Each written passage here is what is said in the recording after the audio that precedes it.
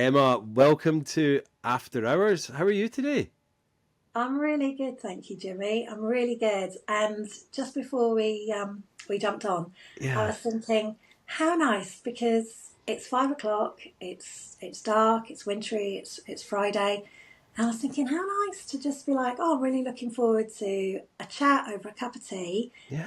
rather than thinking, oh God, how long is this going to take? When's it going to be finished?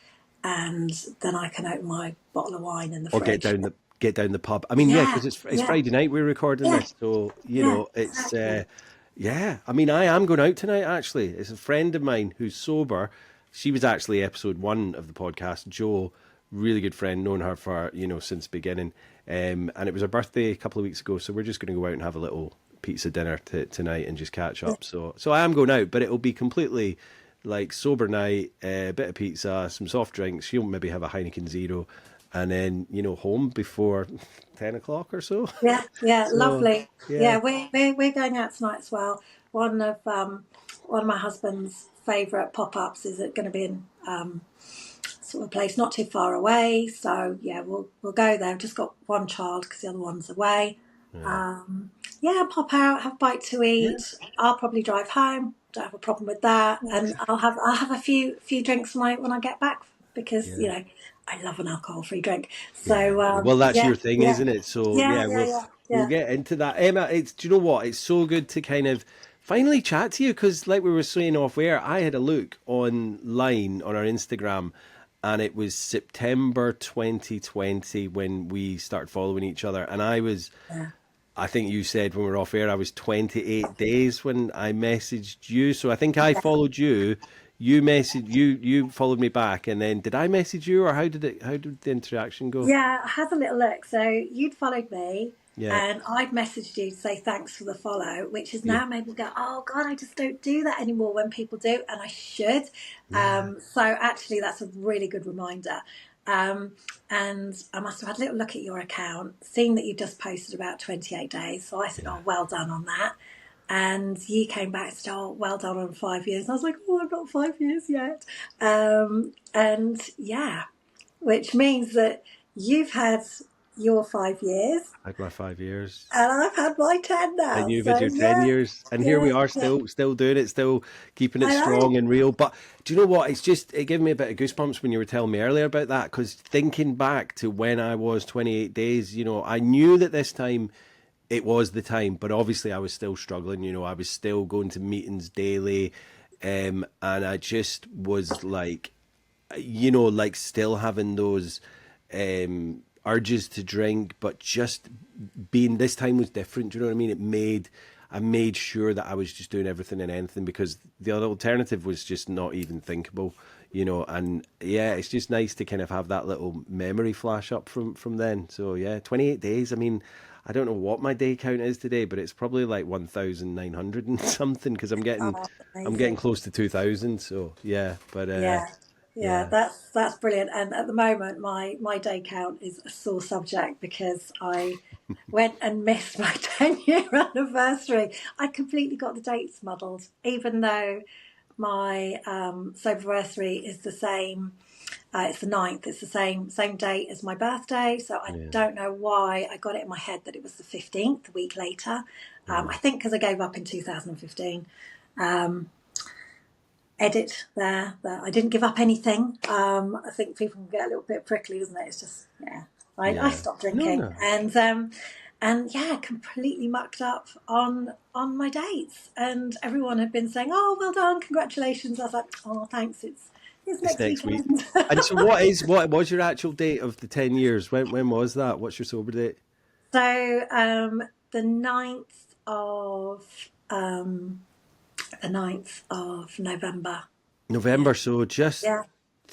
a week and a bit So was ago that last then. Saturday? Was that last Saturday or last Sunday? It was a week past, let me just check here. November, the 9th of November. A week past, no, it'll be 2 weeks past on this Sunday coming. So yeah, it was the Sunday 2 weeks ago, nearly. Yeah. And well, congratulations on 10 years. Thank you. Emma. Yeah, absolutely fantastic. I mean, that's the thing when, I remember when I started and I was probably just absolutely in awe of your nearly 5 years and just thinking, oh my God, that's so unattainable. But you know what? Time just flies by. And if you're doing the work and you're sticking with it, it's like before you know it, 5 years have gone past and like 10 Yeah. years have gone past. It's But you crazy. know, when before you stop, one day is unattainable. Oh You know, God, absolutely. Like an so hour's but unattainable. Yeah. yeah, yeah, Yeah. or like getting to getting to a week or something. And I think this time of year always feels really thresholdy, and I Yeah. always go back to sort of have that regression back to, however many years it's been. And yeah, I find it quite hard actually. It's always a bit bumpy, and I'm Hmm. hoping that now I've got like a solid wedge of time, Hmm. that it will start to feel easier, Okay. because sometimes it feels really still uncomfortable to sort of think about that time previously. It's a real sliding doors moment Hmm. where you make the choice to choose yourself. Yeah. And at the time it's really hard because you are where you are and you're stepping through a doorway and you don't know what's ahead of you. Yeah. And from my perspective, it had reached a point where I was kind of like, I don't know how I'm going to do this. I don't know what's ahead of me. I was really frightened, really scared. What were people going to think? Hmm. How was I going to approach it? And actually it had reached a point where I felt that was my only choice. Yeah. Like the tipping point was there, that the easier thing was to go through that door, even Yeah. though it was really, really scary. And I think So everyone who scary. takes that first step is so brave. They're And heroic. once you've taken that first step, you just got to keep on walking, Yeah. Yeah. and get through it. Yeah.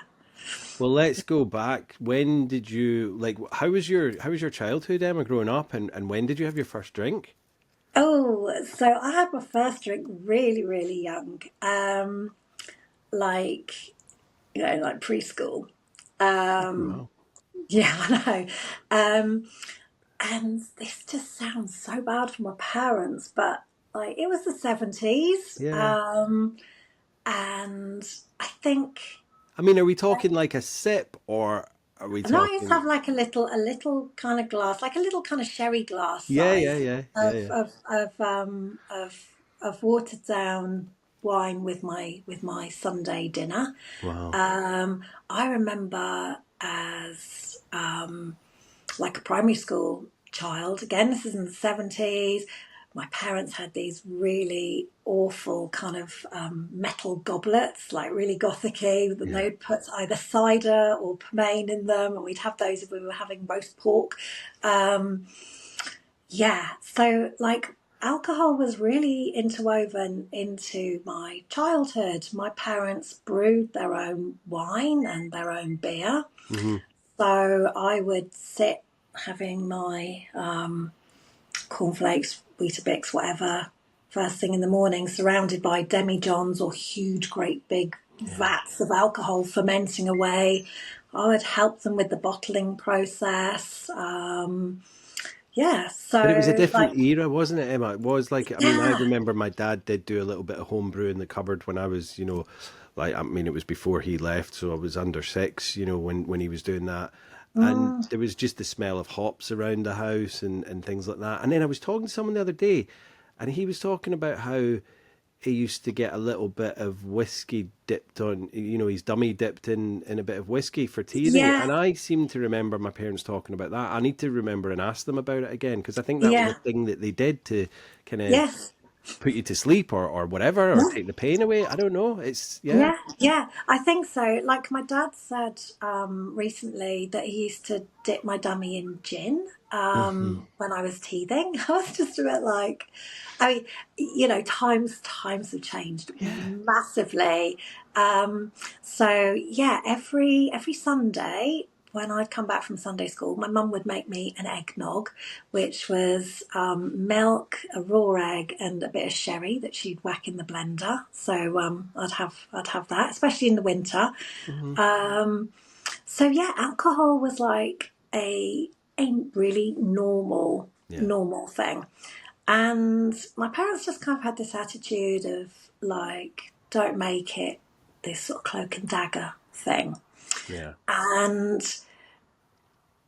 then, mid 80s, everyone when you're like sort of 14, 15, you're all going to the pub and you don't even need a pretend ID. It's just you sit around the corner and As long as you're not making any trouble and you're sitting there yeah, quietly with your yeah, little drink or whatever, and with your yeah, drink and your crisps and yeah, and that was that was just us going rather than being with parents. Previously, it'd be going to the pub, like it was normal. It wasn't like yeah, a weird thing. yeah, yeah. Um, Sorry, and Emma, I just need yeah, to. Sorry, I need to just go and check something. Hold on. Sorry, yeah, two no seconds. worries, no worries.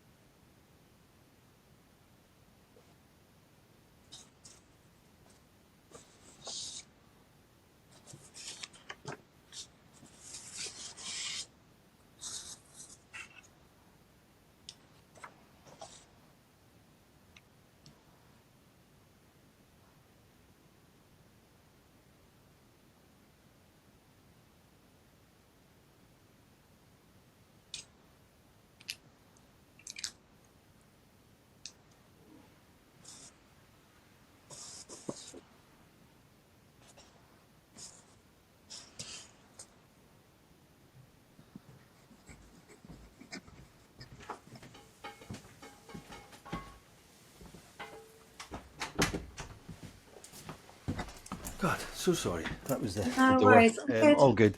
Hope I haven't put you off there. Uh, Yeah. so yeah, we were just down at the pub, and then you were saying about your parents, I think. Yeah. So what was I saying? Da, da, da, da, da. So like underage drinking in the pub, and then Yes, I mean it was no big deal back then, was it? yeah. So everyone was there. Your But how friends were was there. your how were You your put drinking your habits in the pub? Were you like just having a few, or were you and your yeah at friends that kind of? age. Yeah, Yeah, so yeah. at that age, I was just having a few. I'm trying to think. I think I'd have like a shandy with lime in it, Hmm. and I'd probably play a bit of pool and have some crisps, and everyone else would kind of be sort of similar. Yeah, being And sensible with it. then Yeah. yeah, and then what I think when I started to notice the difference was when we all started having sort of house parties. Hmm. So we never had them at my house because my parents didn't drink spirits, so we'd always go to other people's who had like the cabinet that they could then fill up with water. Yeah, Yeah, yeah, yeah. uh, Standard. yeah, Yeah. yeah, and I kind of had back then quite a take it or leave it attitude to it, and Right. people who, well, because it was kind of normal, it was no big You deal, were whereas used to it. everyone It else, wasn't this forbidden fruit anymore. Yeah, yeah, because you were yeah, allowed to do it in certain circumstances. So yeah, why would you yeah, go hell for leather? Yeah. yeah, exactly. And so whereas other people were kind of like, oh, I'm going to have it all, like kids Yeah. in sweet shops, which we are. Um, and so I've been like, oh, okay, that's quite curious. And then by the time I was in sixth form, I'd kind of graduated to neat spirits, which sounds more hardcore than it was. It was just simply that I was at that point going to quite a lot of boat parties on the Thames. That was like the thing that my peers were doing. Hmm. And the toilets were really minging. So it was like, well, I'll just drink neat gin rather than with the tonic. And plus, it's a bit cheaper and I can sneak it on. Um, Do you know so, what? yeah, That's actually really sensible because, like, if you're drinking pint after pint after pint, then you need to go to the loo like every 20 minutes or yeah, so. Yeah, yeah, yeah, yeah. So I'd say I was like quite a savvy drinker. yeah. Um, and so yeah, so on the face of it, it all seemed fine. Then I went off to university, Hmm. and I went to Newcastle, which is kind of drinking mecca, isn't it? Yeah. Like I feel like I learned how to drink in Newcastle, Yeah. and my my tolerance or my capacity increased, but I think it was just at a rate of everybody else. Hmm. But the interesting thing about it was, I think, more it was a response. It was a response to feeling homesick. Hmm. I have this really clear core memory of a Friday night, being in my hall of residence, all set to do my essay and have everything squared away, and feeling like, I was playing at being this like model student, Yeah. and looking out of the window. And where I was in halls of residence, it was based on a Swedish open prison. So from each of your cells, you could see all the others in your block. And as I looked out the window, I could see all the lights were off. It was sort of 7:30, and this really mean Emma voice said, "You sad so and so." Literally, everyone else is out having fun, Yeah. having a great time, socialising, and you're in on your own doing your essay. And like Yeah. I kind of like, to sort of, you know respond to that kind of like nasty, mean girl. I was like, right, I'll show you. So kind of, changed trajectory Yeah. slightly. So yeah, when I was at university, Newcastle, pound a pint night, Yeah. triples for a quid. You could go out, get absolutely hammered, have kebab and chips. Actually, yeah, pita bread and chips and a taxi home, all for a fiver. Yeah. They so you weren't breaking the bank. Yeah. Everyone else was doing the same thing. You were having a jolly old time. So I guess when I was at uni, it was kind of mainly sort of binge drinking on Hmm. student nights or at the weekend and stuff. But I was on quite a limited budget, so I was sort of really, really carefully budgeting. And I sort of thought, these are going to be the best days of my life. This is it. This is This the is it. time Yeah. Yeah. to, Yeah. Before you yeah, settle down and get sensible, this is you're yeah, meant to get a be cutting job loose. and Yeah. Yeah. yeah, yeah, absolutely. So lap it up. So I did, and then I graduated, and then I moved back to London. Hmm. What had you done at university, Emma? I did classical studies, Oh, so right. I was all about classical literature, Greek medicine, Greek and Roman Yeah. heroes and myths and architecture. I loved it. It Yeah. was Yeah. Yeah. absolutely brilliant, and brilliant course. The Greek and the Latin, not so keen on, and another, more really, really cool memories of every morning at 9. Probably not every morning. Um, Being very cold, hungover in a lecture theatre Yeah. on ancient Greek. Oh, I mean, With yeah. like nursing a coffee, wearing one of those big puffer jackets, and necking Pro Plus tablets. Do you remember I those? remember Pro Plus. Yeah, yeah. Just caffeine pills. I mean, I know Yeah, it's now changed to like Monster drinks and Red Bull and all yeah, that, but back then it was just pop a couple of Pro yeah, Plus and yeah, yeah. yeah, yeah. So yeah, happy days. So after that, graduated, moved to London, and initially really kind of struggled to get a job because hello, classical I was going to ask, classical I was going to studies. say, like, what do you go into doing? I mean, apart from being a classical studies lecturer, but yeah, yeah. Yeah, So well, what? no, you don't. Yeah, because you're Yeah, not specialised enough. yeah. So initially, I started working in retail. I worked in Harrods, Okay.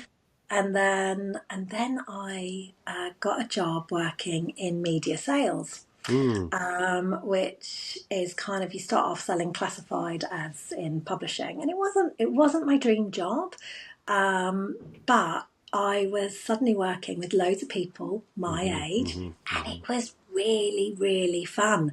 Yeah. And the notion of, you won't be partying once you get a job, suddenly completely changed And I because have to say, yeah, not in a sales job either, because sales job is very well, it's money orientated, so it's always like there's a very kind of it's a very egocentric job as well, because I've done a lot of sales where yeah, everyone else is like kind of there's this competition and there's a camaraderie, but there's a competition in sales, and it's I don't know if your place was ring the bell when you got a sale and all that, and it was just And Oh so yeah. it came with those sales jobs was very hedonistic, let's show off how much money we've made this month and go out and buy everyone drinks and all of that kind of stuff that went with it. So it was work Yeah. hard, play hard mentality when I worked in sales. Oh, Yeah. yeah, hugely so. It wasn't initially. So the Hmm. company that I worked for to begin with wasn't initially like that, which I think is probably quite good because it sort of eased me in gently. But yeah, I did work in places which retrospectively, like I cannot watch The Office because it's just too close to the Yeah, yeah, bone. yeah, yeah, I yeah. was like, oh my God, Cringe David. all the way. I Yeah, know what you yeah, mean. yeah, yeah. Yeah, yeah, Yeah, horrendous. yeah. But also, you get to work in really vibrant,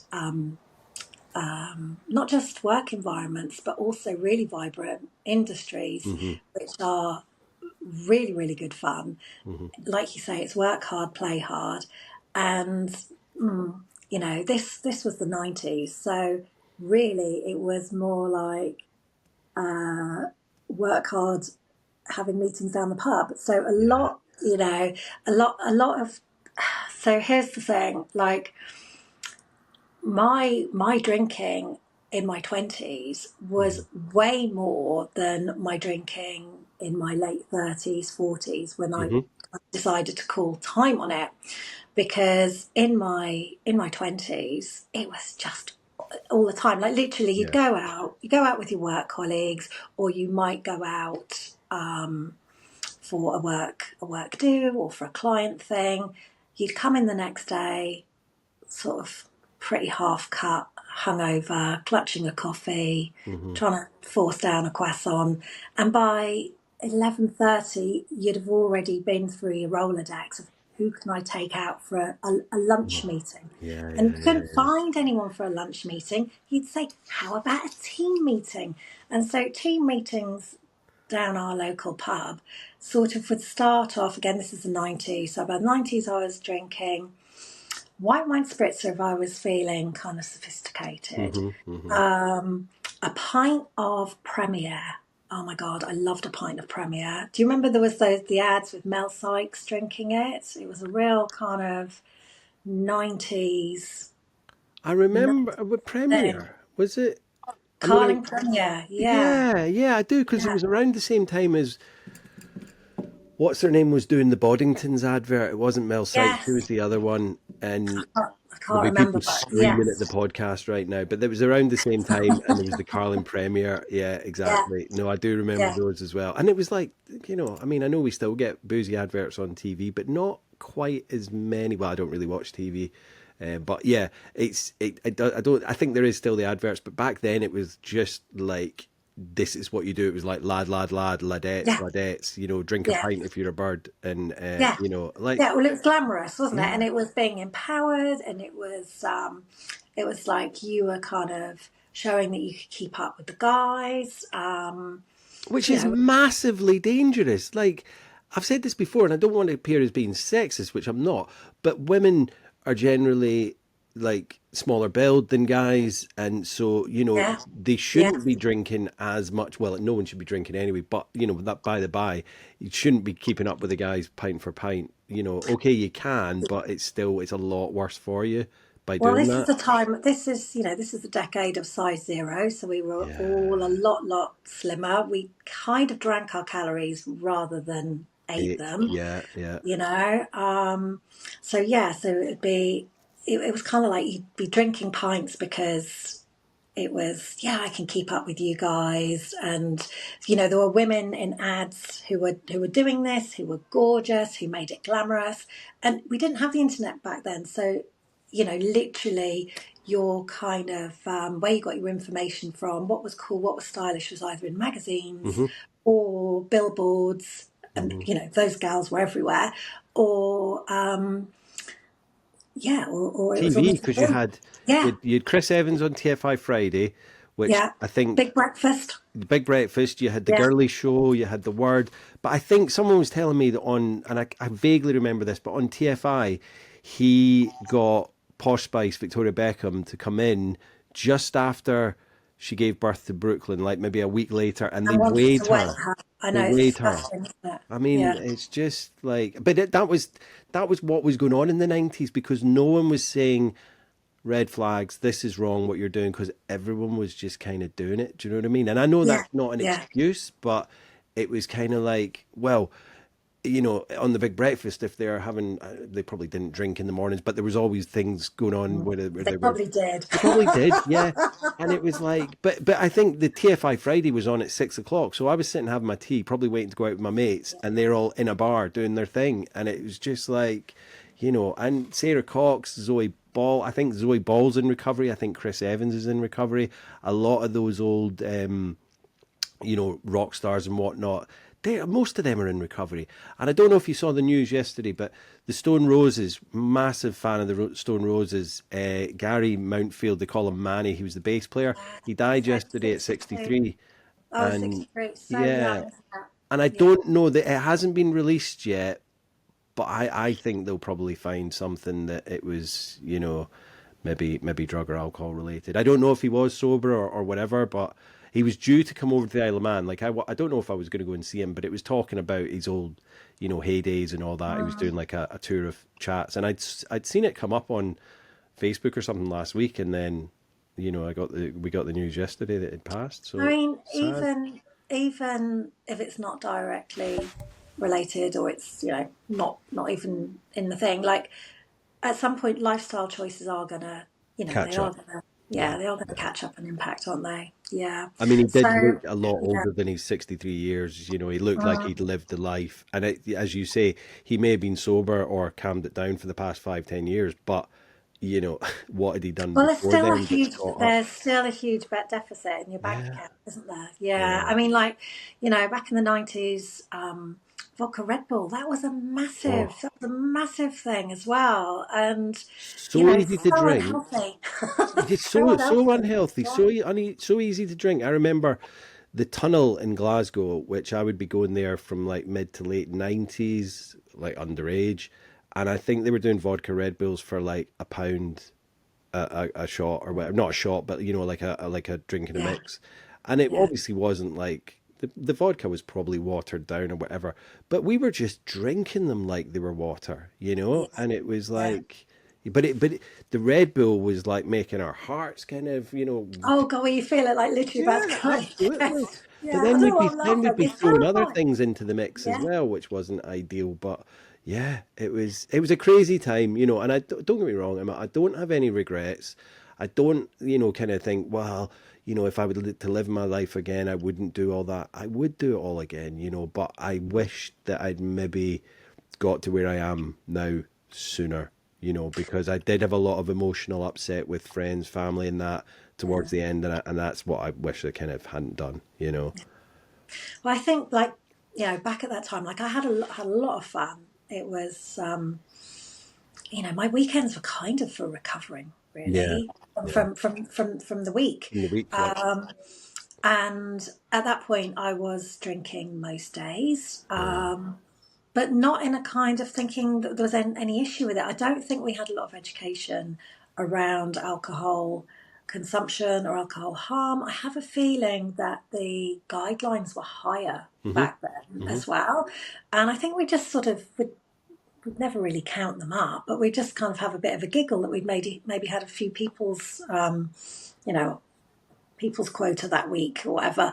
Yeah, And yeah. it's interesting because that was the time where cigarettes were really getting a kick in, and I was trying desperately to quit Hmm. smoking, and I'd keep trying, and I'd get maybe a couple of days, get to the weekend, fail again, because this is all pre-ban, and it, I had so many goes at trying to quit smoking because, it's not good for you. It cost me a load of money. There are now starting to be health warnings on every packet. It was very, Yeah. very visible what the consequences were. Hmm. But I was addicted to nicotine.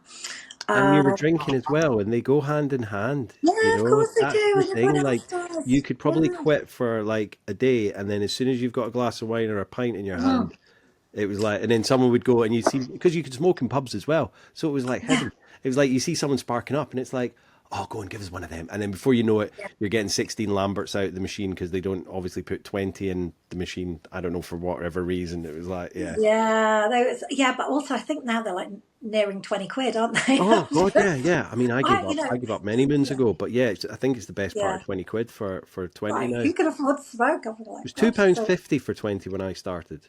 Two yeah, pounds fifty I now. remember, yeah, I remember saying to myself, when they get to £5, I'm gonna for a packet of 20, I'm gonna Hmm. quit. I didn't, No. but and I'd read the Alan Carr smoking book, and I'd done Hmm. all this stuff. It didn't work.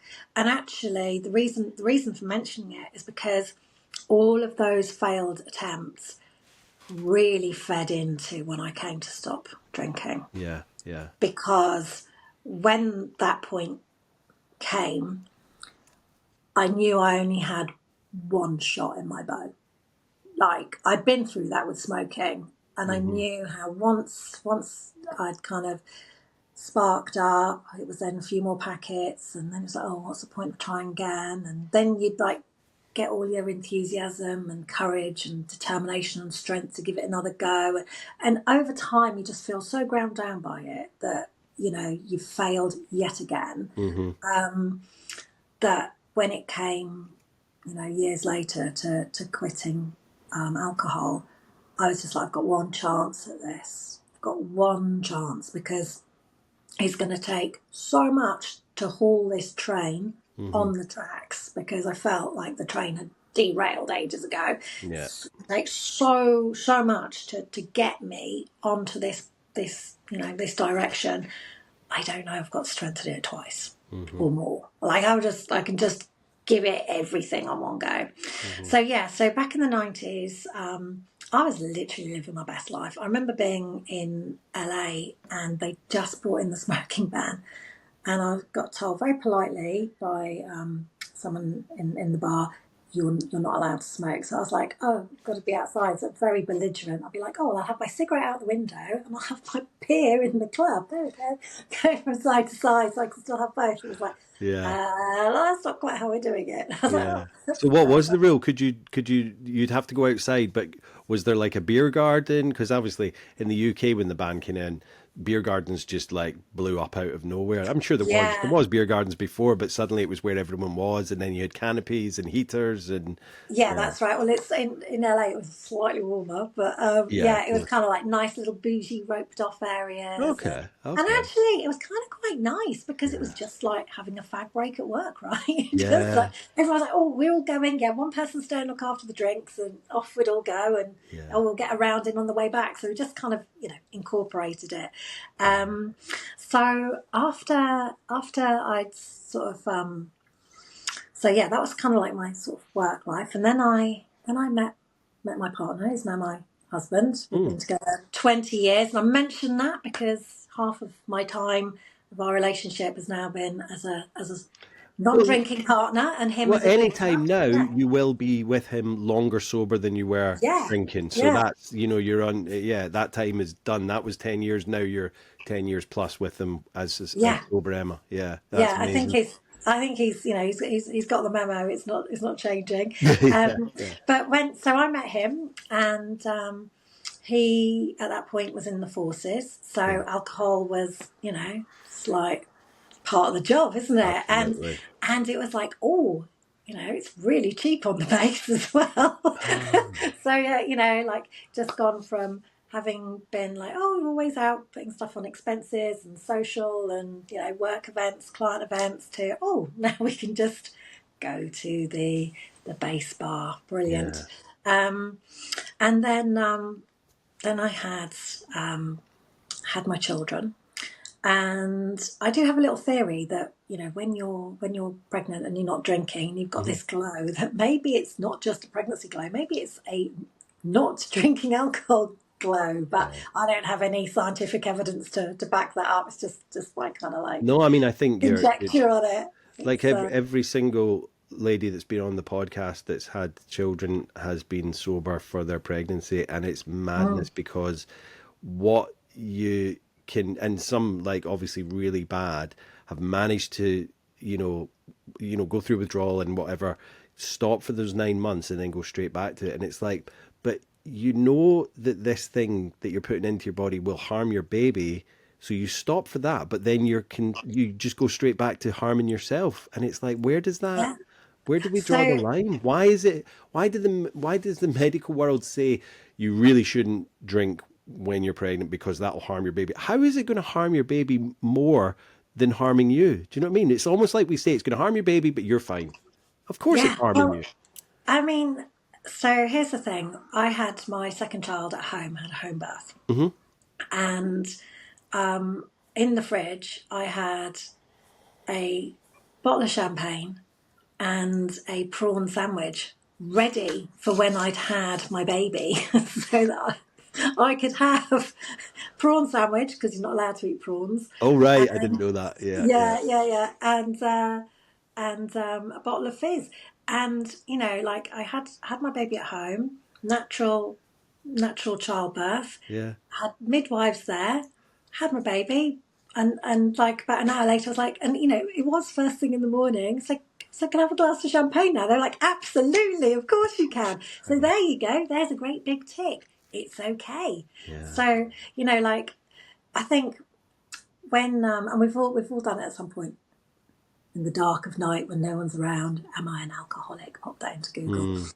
And the things that it comes up with, do you drink in the morning? And I would go, no, I never drank in the morning. But actually, yes, I did. Like, if I was at a wedding, I'd Hmm. think nothing of having a glass of champagne first thing in the morning or before. Oh, yeah, I'll have a Bloody Mary. Hmm. Great. Hmm. Or, oh, we're Airport. going on holiday, have a pint, whatever time it is at the airport, Yeah. and then one on the flight. Like, I'm a Yeah. really nervous flyer. Now, the thought of having something intoxicating is just like, why would you do that? Because if something went wrong, you sort of want to be alert, right? Yeah.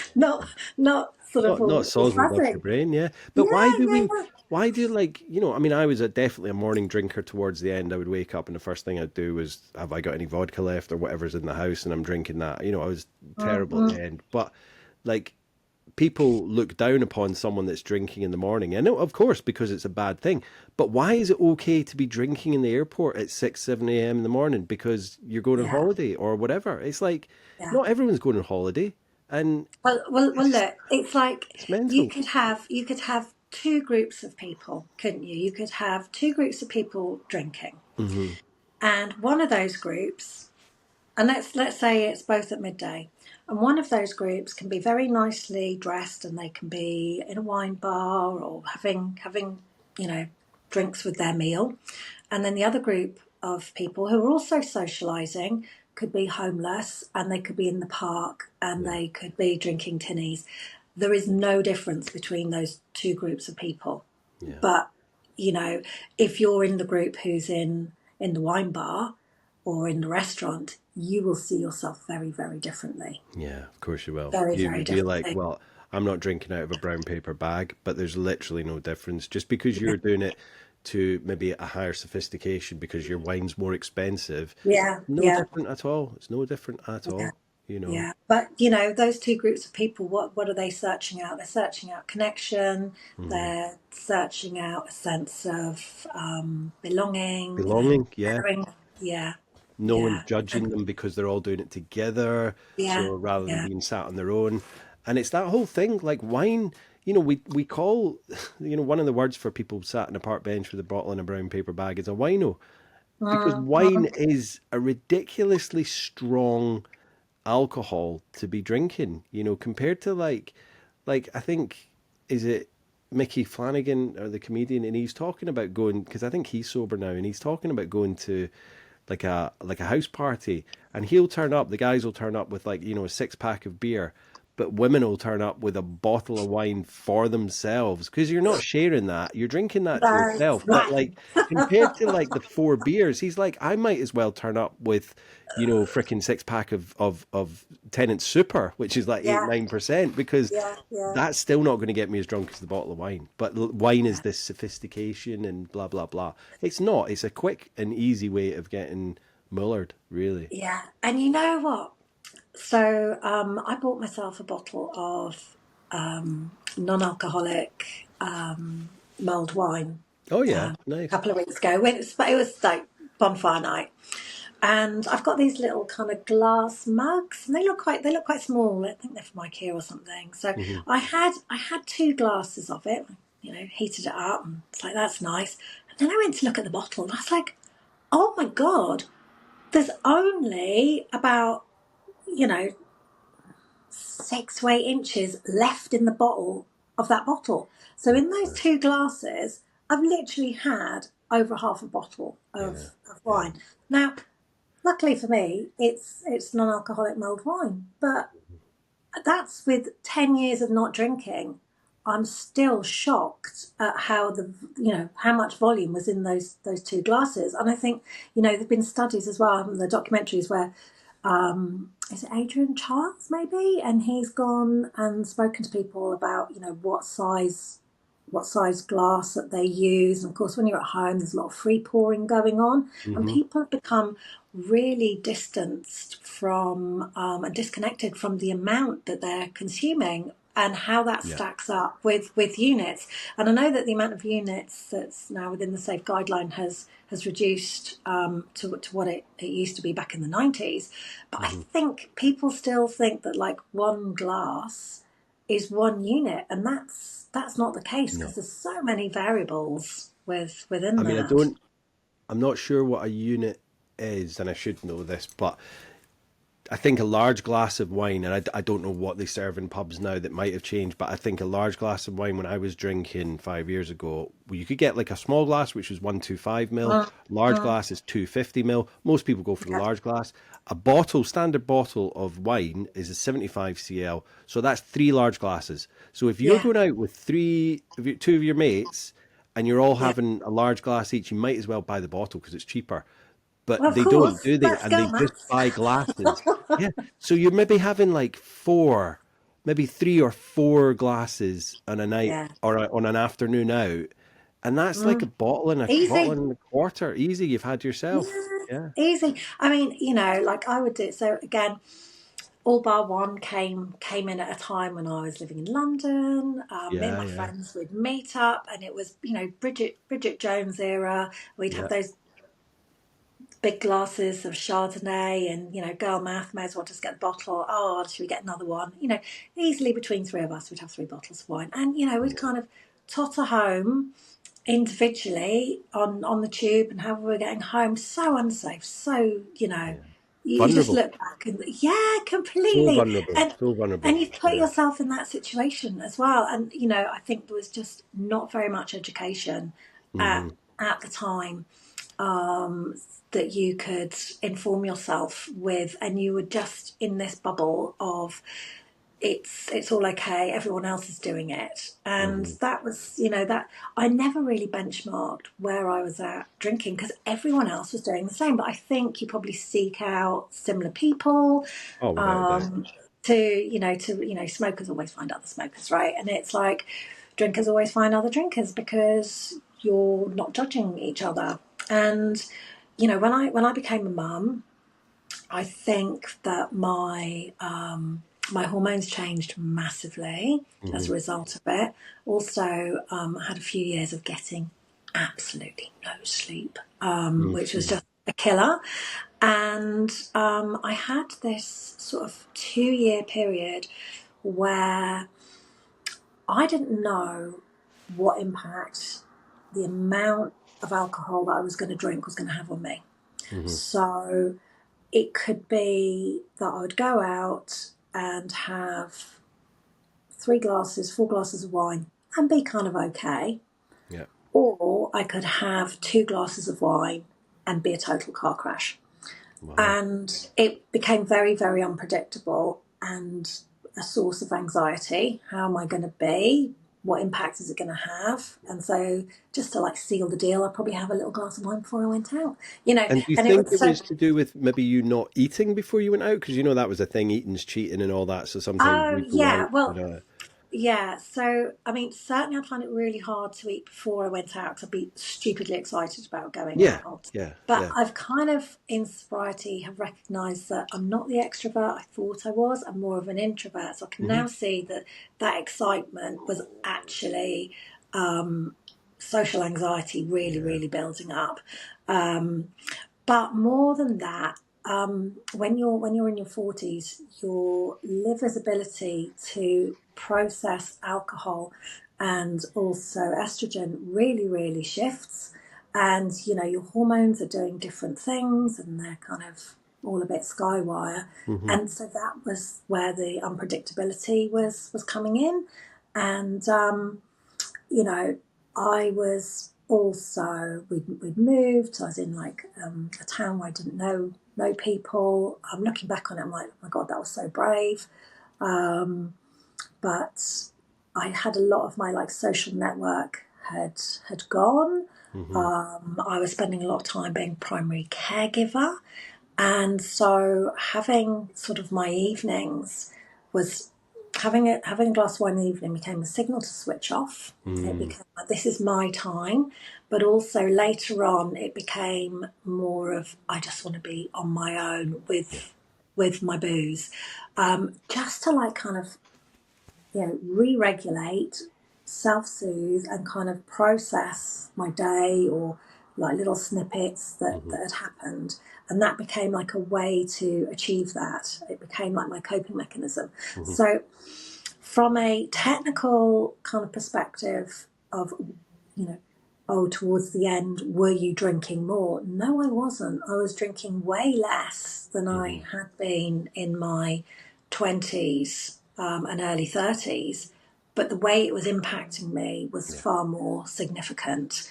And I was in a place where I just felt really quite desperate about myself, like desperately unhappy, Hmm. desperately lonely.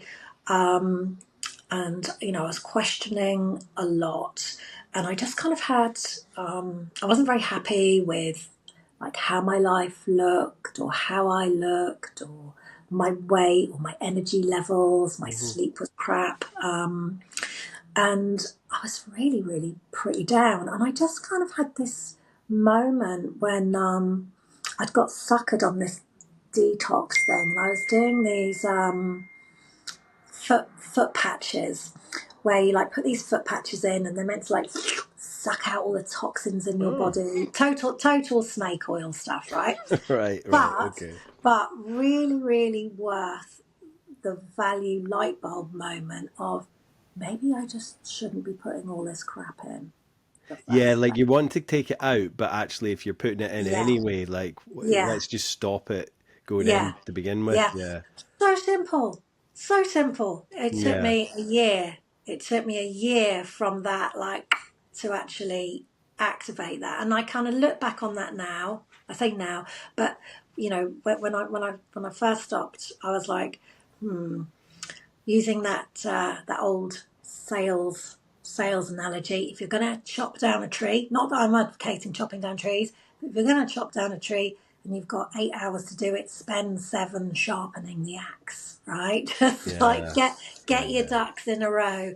So I'd sort of spent a lot of time thinking about it, like, and it wasn't kind of like, oh, how will it look like? What will this vision of me be like? It wasn't anywhere as advanced as that. It was, how am I going to do it? And I Hmm. didn't have a clue. And the real sticking point for me was, what will I drink? What Mm. will I drink instead of Sauvignon Blanc? Like, what? Because back then, there was Caliber and there was Beck's Blue, Hmm. and both are absolutely bogging. Yeah. So, what am I going to drink? I don't want to just, like, for me, a can of Coke was a hangover drink. Yeah. So, why would And I you want don't to want do to be in a pub or a restaurant or a wine bar with a Sprite or a orange and soda. You don't Not want to be. really, No. or with what you'd have as a hangover cure. Yeah. Yeah. That's super triggery. Yeah, of Like, course. Yeah. Yeah. yeah. So it was a real sticking point for me. And then in the end, I discovered quite a nice cordial, and I was like, okay, I think I could manage on Hmm. this. So that was kind of like, okay. And I'd also bought a book. Again, there weren't any books, there weren't any podcasts, there weren't people talking about not drinking. People who didn't drink were people who were alcoholics. People Yeah. did not stop drinking back in 2015 Yeah. for lifestyle choices because they were sober curious. Yeah. I mean, I'm saying they didn't as a broad brush. A tiny few might be, And they but weren't out I there didn't know any of them. and they weren't out No, there shouting about it. And also, no. like you're saying, the people that were alcoholics that had a problem, society was saying, well, you're doing it wrong, you're not able to handle your booze, that's why you've become an Yeah. alcoholic. You're not nothing to do with the fact that it's a drug, and that, Mm, you know, there's all these different other aspects of why people have an alcohol misuse disorder. But it's like the society in those days was saying, well, if you drink too much, you're an alcoholic. I mean, I probably banded the word alcoholic around in those days jokingly. I didn't think I was an alcoholic or I had a problem with alcohol. I was just doing what everyone else was doing, you know. It wasn't until I yeah. started seriously thinking about giving up in about 2018, 2019 that it was like, oh yeah. And by then there was like a lot more stuff. There's still not as much as there is now. Even when I gave up in 2020, like we were talking about, there was a lot more Instagram accounts. But there was nothing about in 2015, was there? Really at No, all? no. I mean, I didn't know anyone who had stopped drinking or who was kind of like rocking it, or it was literally people were like in apologetic Yeah, recovery, yeah, because like alcoholics were, people who'd somehow failed. yeah, They were somehow people who couldn't control their drinking, and it was shameful. And yeah. I didn't really feel like that. I just knew that alcohol wasn't serving me. Like, Hmm. if I stopped doing this thing, I was going to feel better. Like, that was at its fundamental core. Yeah. And I felt sort of sad about that, because it had been so interwoven in all aspects of my life, and everybody was doing it, and it was completely normal. And Hmm. so the thought of, well, you need to stop this, felt abnormal, like Hmm. somehow there was something wrong with me. But I really felt it in my core that I I needed to remove it. But how I was going to remove it was that was kind of, Well, yeah, it's a bit because like someone saying, would you like to climb Everest? And you go, I'd love to climb Everest. And they're going, well, there it is. Off you go. And you're like, crack well, I've on. never, I haven't got any boots, I haven't got any crampons, I haven't got a little, And I've never done this before. never done this before, and I don't Yeah. really know which path to go on. And I Like, guess the only and, real and, and no one avenue. else is there. Like, I've just got to do it on my own. Yeah, Okay. yeah, exactly. There's no Sherpas or anything like that. But I Yeah, bet yeah. I bet in those days the only real avenue available to you, I don't even know when Smart started up, but the only real avenue that was probably available to you was AA. And that was probably not even an option for you at that point because you didn't see Ah, yourself as being that bad or yeah, like, I kind of so I've had 10 years to ponder this, right? And I mm, still haven't got the answer. Was I that bad? I mean, yeah, at times, yeah, but we all were. Like, everyone who still drinks can be that bad. oh, I So I think there's was a lot of people out there that are in denial, you know, this so yeah, so yeah. like I wasn't exceptionally bad. Hmm. Um, Sometimes it wasn't working well, but a lot of the times it was fine. Yeah. But also on paper, when you look at how much we were all drinking normally, that's in, if you want to look at sort of alcohol misuse and units and guidelines, then by that token, everyone's an alcoholic. Like, unless you're really only having one glass of wine a week, kind of Hmm. thing, No, you yeah, yeah. know. Yeah. So I haven't got sort of like an answer on that. Like, I didn't feel like I wanted to go and sit in the archetypal church hall in a basement or whatever and say I was something that I didn't feel that I Yeah. was. Yeah. Um, yeah, and I think it's as simple as that. Like, I get a lot of social anxiety going out with really close friends Hmm. to go and, have a nice time, let alone the thought of stepping into an unknown space to meet Yeah. people I didn't know and say something that I didn't believe in.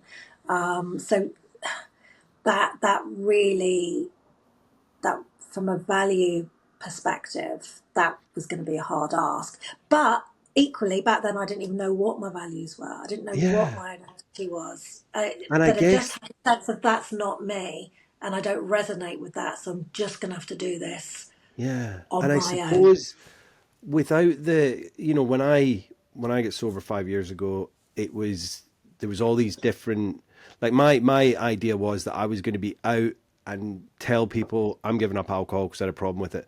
But whereas with you, what I was going to say was, like, there was all these different excuses like that I was finding on Instagram, that if people say to you, "Oh, why are you not drinking tonight?" You could come out with all these excuses like, "Oh, I've got a run tomorrow," or "I'm on antibiotics," or "I'm just driving tonight," or "I'm having a week off." Do you know, there was all these different excuses that they were out there for you to go, "Oh, I could say that." Now, I chose not to do any of those, but back even Yeah. like 10 years ago, like, you were probably wondering, how am I going to explain to my friends and buddies, "Oh, I've stopped drinking"? Are they going to instantly go, "What's the matter? Are you an alcoholic?" Because, when you're not even thinking that you are yourself, but Yeah, there's that negative impact of you stopping drinking back then. Like, it's bad enough nowadays, but 10 years ago, people would be like, yeah. "Why are you stopping drinking? Like, what's wrong Yeah, with what's you?" wrong with you? Yeah, exactly. What's Yeah. wrong with you? Why would you?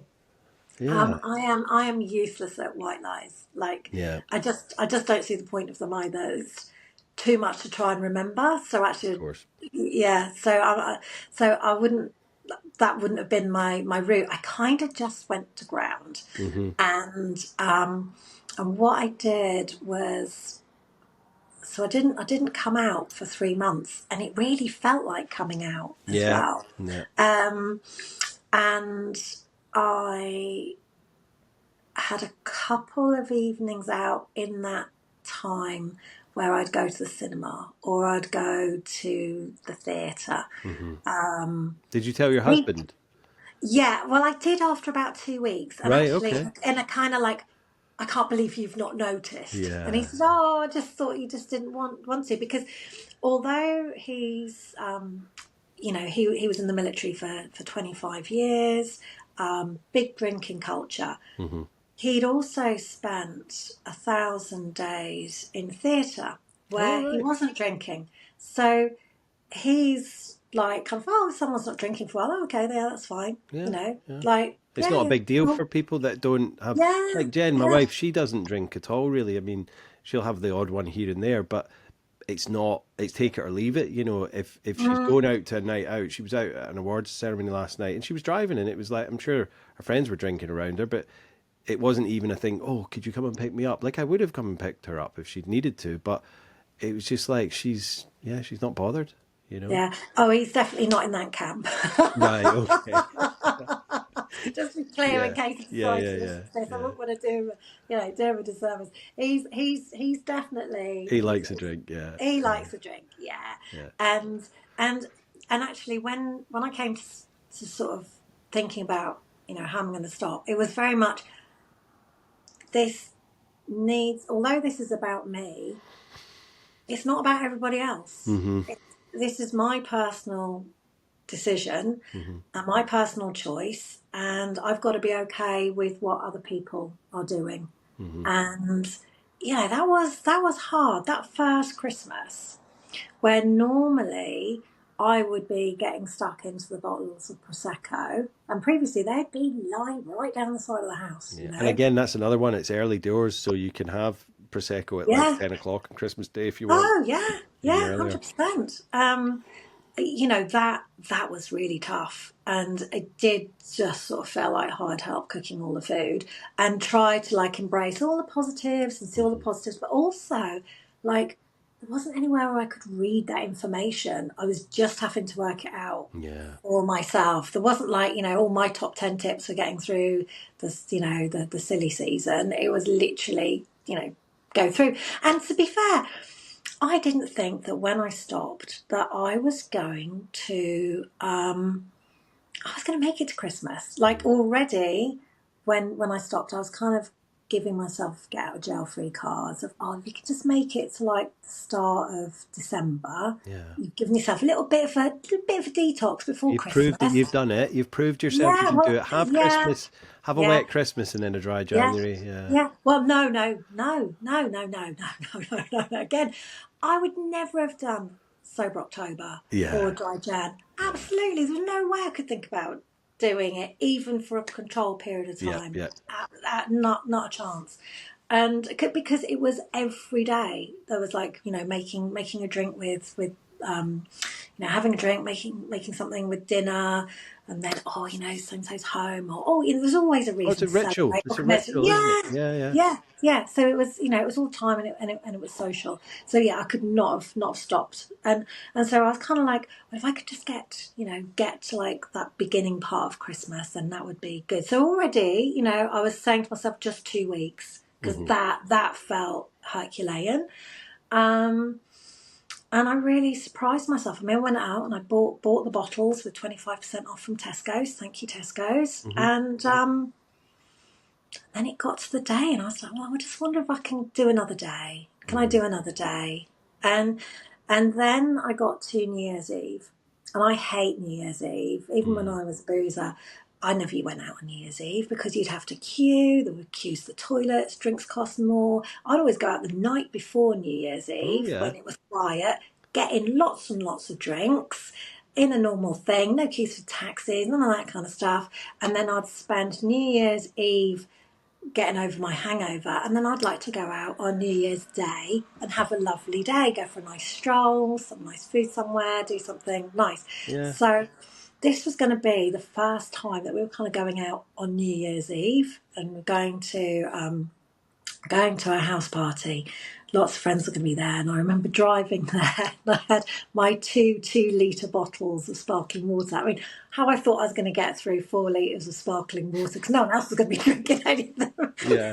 I have no And you're idea. not that thirsty when you don't drink. You're like, I'll literally have a pint of fizzy water and orange, and that'll do me all night, because I'm not gagging for thirst on. Yeah. Well, I was so nervous. I remember going in and plonking them down on the counter and saying, I'm not drinking tonight, like really big visual statement, and everyone being quite sort of surprised and shocked, and then being like, oh, okay, whatever, going on. And then later on, one of my friends, who actually I'm going to meet for coffee tomorrow, saying to me when they were a little bit tipsy, say, do you think this is forever? I probably had a few sobs. Oh, I don't know. Probably thinking, I hope not. And actually, I am just so blooming grateful that yes, it managed to be, because I remember on New Year's Day looking in the mirror, and it was about 3 months at that point, and instead of my eyes being bloodshot as they normally would be after that sort of festive period, I had really my whites were really like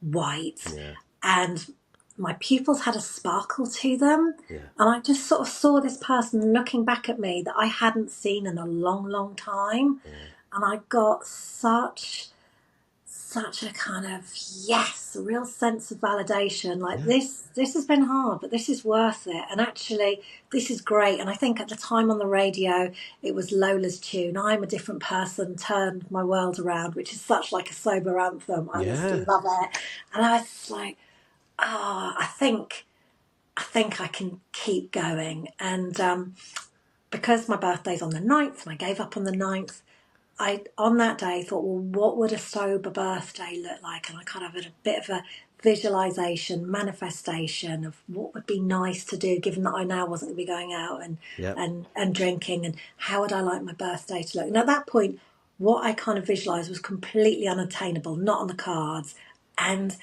just it the universe kind of conspired for that to happen. And I think that that's the magic of sobriety, isn't it? You feel a lot of time that there aren't possibilities, or that your mindset's really closed when you're drinking, and you can't see where the directions forward are.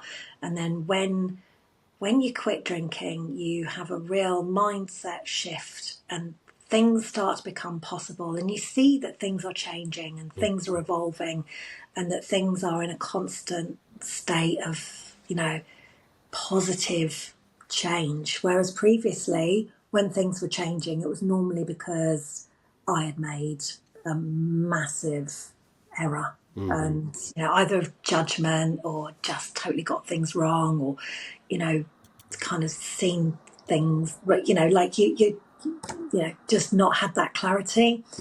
And and I think it was at that point I was like, I can keep going with this. But interestingly, it wasn't until I was 4.5 years of not drinking when I actually thought, this could be forever. This could be forever. Right? Wow. Right. Up until that time, it was just just see how this See how it goes. goes. Yeah, yeah. Yeah, because I had no support network. I had no framework for kind of exploring options or hearing other people's inputs. It was very much a solo journey. There wasn't any noise. It was very, very quiet.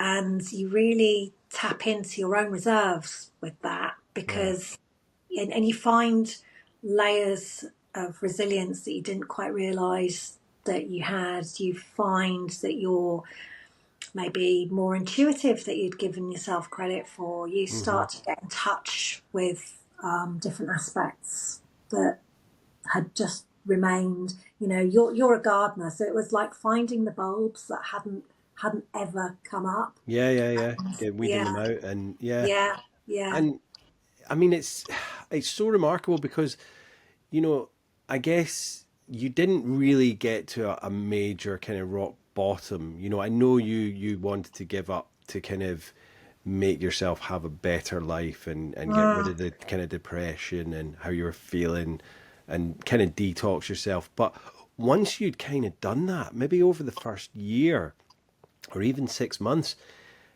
no one would have blamed you to kind of go back to it, and it's kind of like the strong mindedness that you had with no real support at all, to just keep going, and then eventually after 4.5 years to go, yeah, do you know what, I'm going to make this kind of, because see, for me, and I hate to compare, but I had to, because if I Mm. hadn't, I wouldn't be here now. It was that bad, Whereas, Mm. and I know there's all different levels and whatnot, but it's you just kind of did it yourself, and it's so commendable. And But also I didn't want to go any further with those yeah, levels.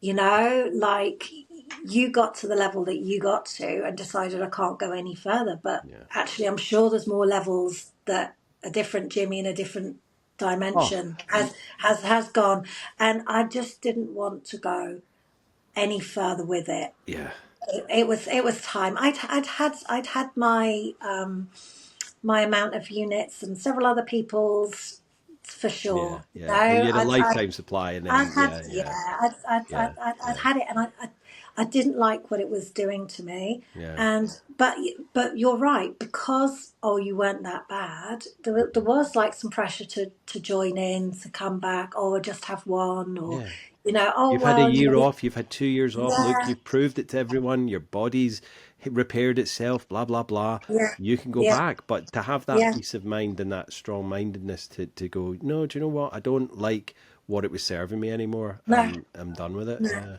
Well, I'll let you into a secret. Mm. So, a couple of years in, probably about, I don't know, maybe 2.5 or 3 years in, Hmm. I was on holiday. My mum was on holiday with us. And a big part of like our history when we'd been on holiday was that we would drink, we would drink Yeah, yeah, wine. yeah. And I was doing a bit of work in the evening, and she was like, "Oh, I've got this," and it used to be like our favourite. She's like, "Oh, do you want to have a?" And I was like, "No, no, I'm good, honestly, but thank you." Like, I appreciated the gesture, Hmm. and then she'd obviously had like another couple of drinks. She's like, "Oh, go on, will you?" Yeah, she's like Mrs. Doyle in Father Ted. "Oh, go on, Oh, will you? Go you on, will will you?" have. Yeah, yeah, yeah, Yeah, yeah. and it was a really low. She was going, "It's a really low white wine," and it was. I think it was like 3.5%. So at that time, yeah, I know part timer, right? Well, you're It's like, like, what's the point? you know, what? and at that time, there was like this category called low, which was like 1.5 to 3.5%. It was kind of, Mhm. it was like a thing. And she's like, and then she brought one. She said, I put some soda in it, and I was like, She's really thinking, not giving up, is she? yeah. And I was like, oh, she really wants like a buddy, and so I was like, okay. So I caved, and Hmm. I had half of this very weak white wine spritzer with her. Hmm. And I was like, I don't really like the taste. Which I was like, oh, that's good. It was kind of like almost like I had like a little clipboard. I was like, I don't like the taste. That's good. By the way, I'm not recommending that anyone does this at Hmm. all. Hmm. Um, and then she was like, would you like another? This was like a little bit later, and I was like, no, no, I'm good, thanks. Because by that point, the ice had melted and stuff. Yeah. But I felt different. even though it was like a minute amount of alcohol, I Hmm. felt different. I felt like the start of like feeling a little bit merry, a bit tipsy. Yeah. And I was like, yeah, but you never stuck at this level. Like Yeah. you never, ever achieved that. Hmm. Because by the time you felt like that, you'd have already had like 3 or 4 Yeah, yeah, yeah. drinks or Yeah. and I was just like, no, no. And even though it was a minute amount, I was like, I actually like always feeling present, Hmm. always feeling like conscious, connected, dialed into what's going on, or tuned out because actually I don't want to be Be involved part of in that. what's going Yeah, on. yeah, yeah, But having the ability on my terms, yeah. and I was like, so it was really interesting, and it was one of those things where it could have gone really, really wrong. Yeah, I yeah. could have picked up from that and and everyone been like, yeah, the old She's Emma's back, back. Yeah. brilliant. But 'Cause, also the yeah. danger of that, because I was talking in one of our meetings the other day, the peer mentoring meeting, I always joke like, if I had a baby sham, I'd probably be on the floor, and it's weird because coming Mm, from drinking a bottle of vodka a day to then, 5 years later, if I had a baby sham, I would be talking rubbish and I'd be drunk on it, and it'd be yeah. funny. But then I would probably get the taste for it and think that I could drink what I used to drink, and it'd kill me because, Mm, I mean, that's what killed mm, Amy Winehouse. And it is that danger yeah. level of having so much time sobriety and then thinking, oh, well, I'll be okay. And Mm. the truth You see, is, I the truth didn't. is I we're didn't. not. Yeah. I didn't, and obviously, I'm not an AA person. I've been, Mm. I've been to one online meeting during the pandemic that my friend hosted, which I found really interesting. Hmm. So I'm not here to either go, yeah, it's great, or slate it, whatever. But like, I'm never felt that I'm in that kind of that sort of you'll never be cured, you'll never be this.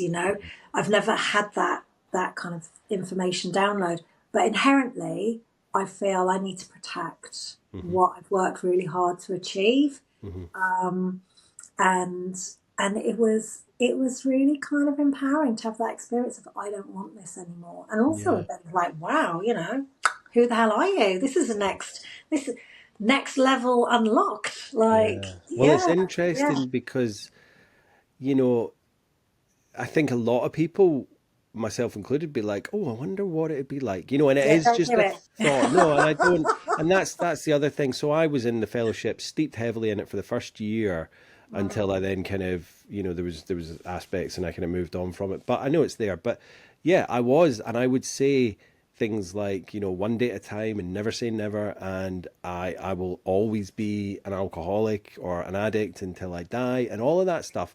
Now, I don't say that anymore because I don't believe it, because I know that if I have another, if I know for a fact I'm never going to have another drink again, because I'm done with it. It's gone. It's out of my life. I have no interest in it. I'm not sitting there going, oh, I wonder what it'd be like. I'm not. I'm done with that. But I also know that if I was to go out and have a drink tonight, it's pretty much 99% chance that I would be right back to where I was, because I reckon that I would get the taste of it again and I'd go back. I'm not 100% convinced, but I know that it's a chance not worth even taking. Yeah. Why would I even go down that road, I think as Um well, it's like in sobriety, you build a life mhm, that you don't want to numb out from. And the last 5 years of my life have been really, really hard. There's been some very, very tough times in the last 3 years. mhm. It has not been easy. So I'm not someone who goes, oh yeah, unicorns and rainbows and And pink sobriety, clouds, magical yeah, fix, and yeah, I never got them yeah, either. yeah. But like with sobriety, you build resilience to challenges and to dealing with life on life's terms. And however tricky things get or become, I know that I've got the resources, the skills, the ability to sit with those problems, Hmm. work through those problems, those issues, or just graft and get on with it. Yeah. until life shifts, and to do that without a headache, Mm. without feeling sick, without emptying my bank account, Yeah. without making an idiot of myself. You know, and be able to juggle all the other things. Like, I love the fact now that my kids are teenagers, Hmm. that I can get in the car and I can go and be wherever they need to be Yeah. at any point, and help, should that be the case, you Yeah. know, rather than, oh, I've had a drink. Yeah. Like, and you know, there is so much pride in just knowing that, That you can do that. yeah, Yeah. I mean, yeah. I've got three stepkids and two of them are teenagers, and I've say to them all the time, if there's anything that you need, or if you need me to come and pick you up. But Mm. a few years ago, my friend, I did a bit of gardening for as well. His wife and him, they were having a few drinks in the house, and so he had been drinking. His wife, I don't think she was drinking, but she had this. It turned out she needed an appendectomy. I think her like appendix basically Oh burst God. from, and it was all happened. And this was at about, it was about midnight, 1 o'clock in the morning. Their niece, who was, I think she was 17, and she had a provisional, and she hadn't been drinking, and she had to drive them up to the hospital. And it was one of those things. And he told me this a couple of days later, and I was like, man, you know that you can always call me because I won't be drinking. And he was like, oh yeah. He goes, I never thought about that. And he goes, oh, Yeah. it was 1 o'clock in the morning. I was like, I'd probably be up anyway. So, but just in the future, God forbid it ever happens again. But I said, I'm one of those ones now that you can call because I won't have had a drink. And he was like, But how? but it's But so, yeah, it means the yeah, world to me that I can say that to people. yeah.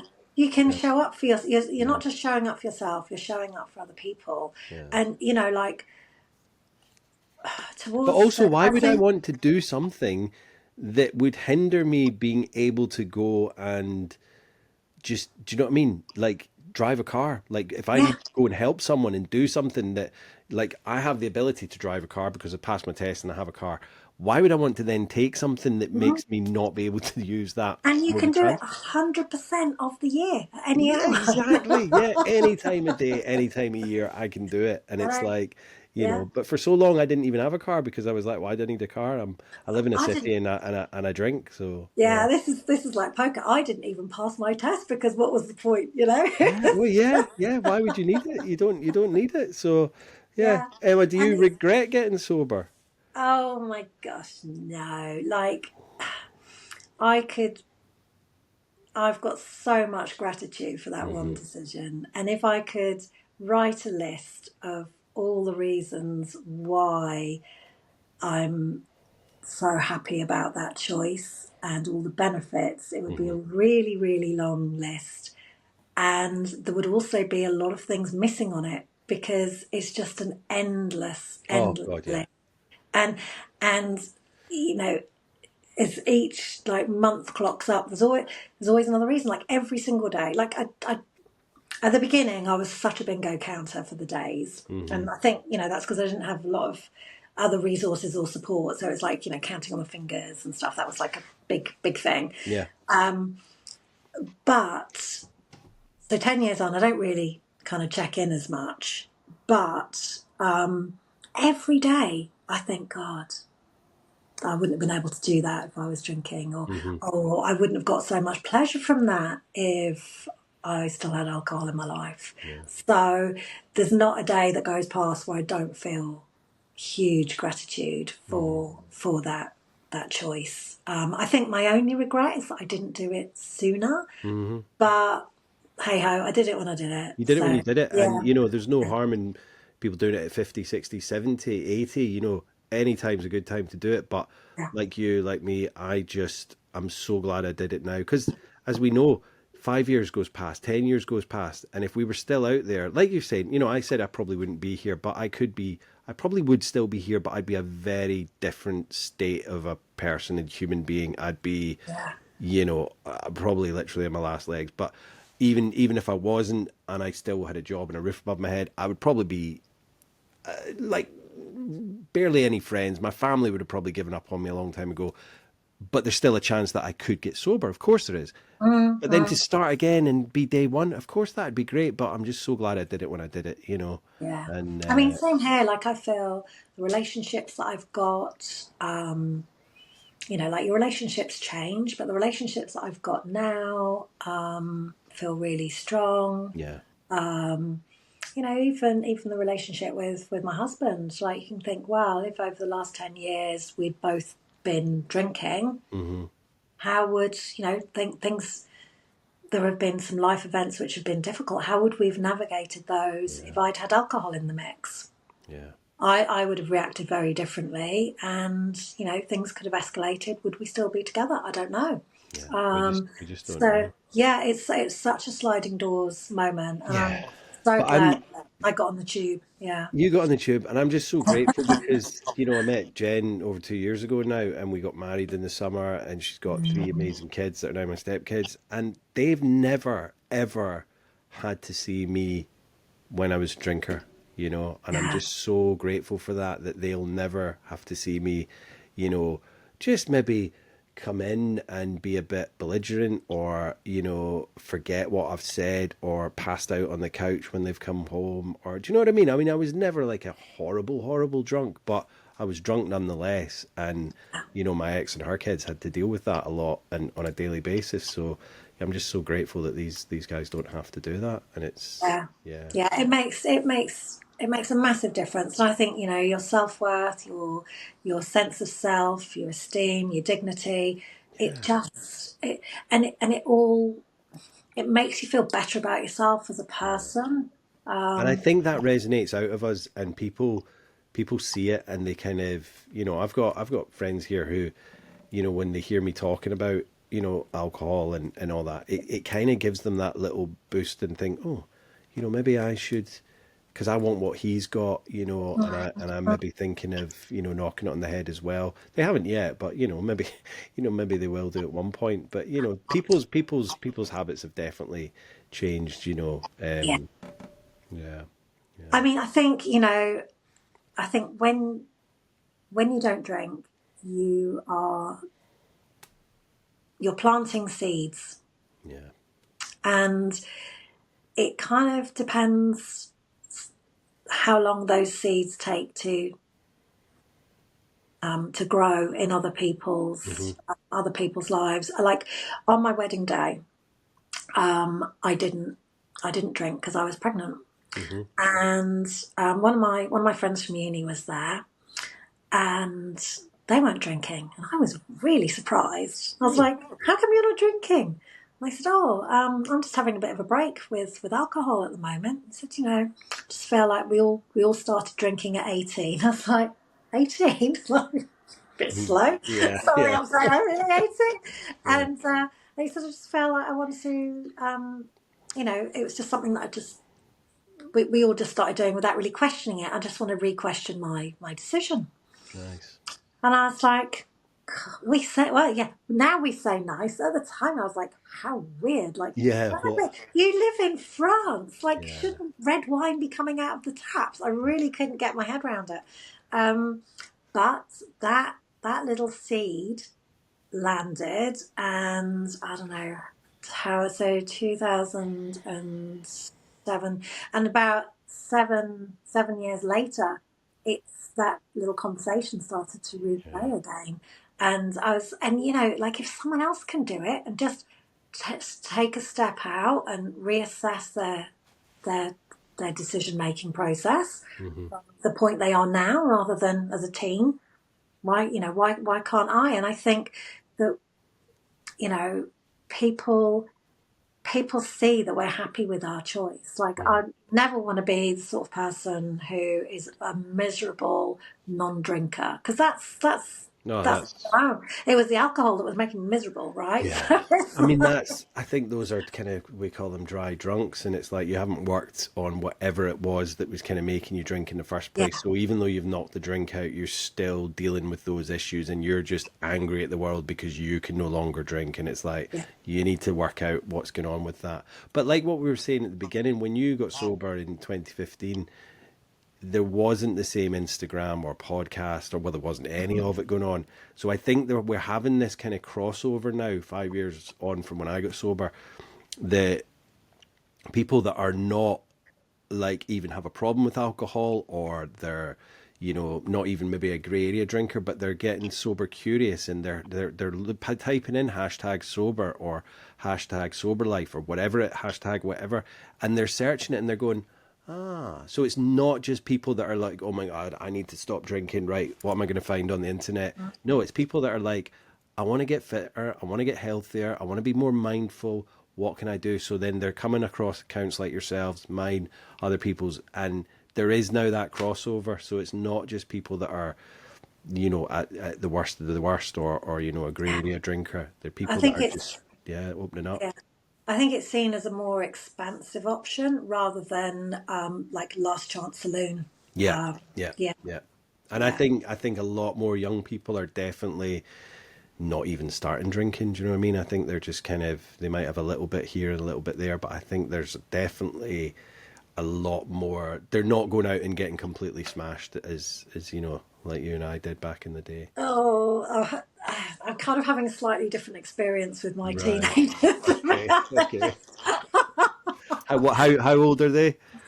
I've got one who's nearly 18, and yeah, I'm kind of like, oh my goodness. But equally thinking, well, you were just like that, Emma. Yeah. You were just like that. But yeah, so I think alcohol is still, unfortunately, it's still there. It seems to be the one thing in school that isn't really talked about. They Hmm. get a lot of education On drugs. about drugs, but not on alcohol. It's still, it's still there in the Christmas raffles. And It's why is it drugs and alcohol? Alcohol's a drug, so it should yeah, just be the same. Like yeah, like motivate that I work for over here, the addiction charity. They are going into the schools and teaching people the dangers of drugs and alcohol, which is great. I mean, our oldest is 15, and then there's 13, and the younger one's 9. But the two older ones, they're getting to that age where I'm sure some of their friends are started doing it, and this, that, and the other. So I know that it's kind of coming round the bend, and we're going to have to deal with maybe a drunken night here or there. But it's how they, whether they go for it hell for leather, or it's like, well, I was just having an experience and I don't really like it, or I don't know. We're just gonna have to navigate that as it comes. but I feel I feel people need to explore things in the way that they're kind of heading, not necessarily heading. That sounds all right. Let's reword that. I feel I haven't played a part in it, Hmm. in the sense I've not been modelling it.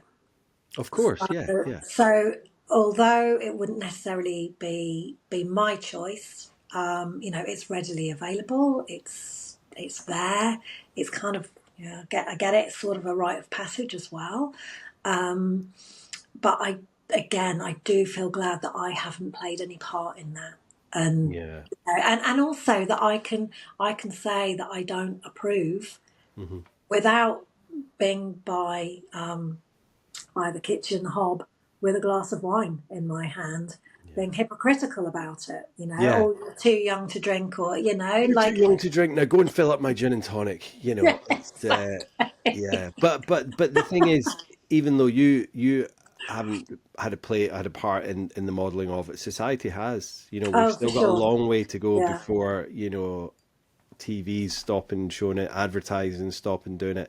Like yeah, putting warnings on the bottles, that needs to start happening, because like what we yeah. were saying earlier with the smoking, when that started ramping up in the early to mid 90s, when it was like warnings, the price well, that was it, the government were saying, and they're still saying it now, we're putting the price up to stop people smoking. It's like, well, you're making more and more money off of it, but you're not so fast as to kind of put on a complete ban of it. So here's an observation. When I first quit, no, actually no, not when I first quit. When the sober apps first came in, Mm. the one that I've got is I Am Sober, I think. Hmm. And it's got a thing where you put in how much you were spending, Mm. like time and also money.